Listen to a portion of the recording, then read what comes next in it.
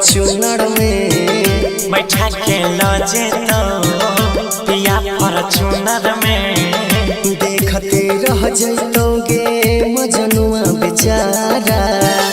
बैठा के लजे तो पिया फॉर्च्यूनर में देखते रह जैतोगे मजनुआ बेचारा। हम ही तोर प्यार रहियो यार बैठा के लजैतो पिया फॉर्च्यूनर में बैठा के लजे तो पिया फॉर्च्यूनर में देखते रह जैतोगे मजनुआ तोहार।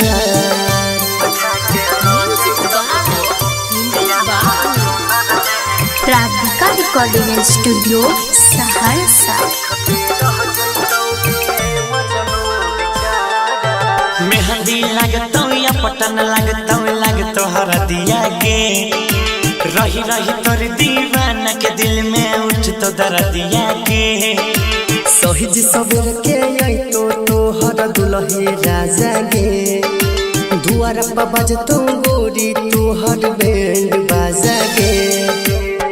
हम ही तोर प्यार रहियो यार बैठा के लजैतो पिया फॉर्च्यूनर में देखते रह जैतोगे मजनुआ बेचारा।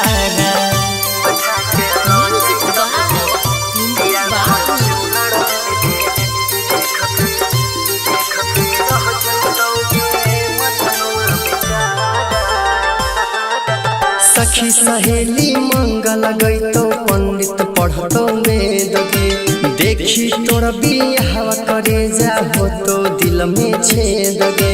मरवा के बगली पगली छिड़ियई भी संग लाबागे याद तो गौरव सरवन लगतो हवन के हवागे। जीवन तोर प्यार रहियो यार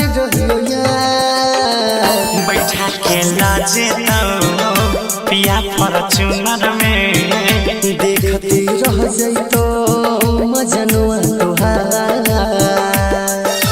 रिकॉर्डिंग बाय सुजीत सहरसा।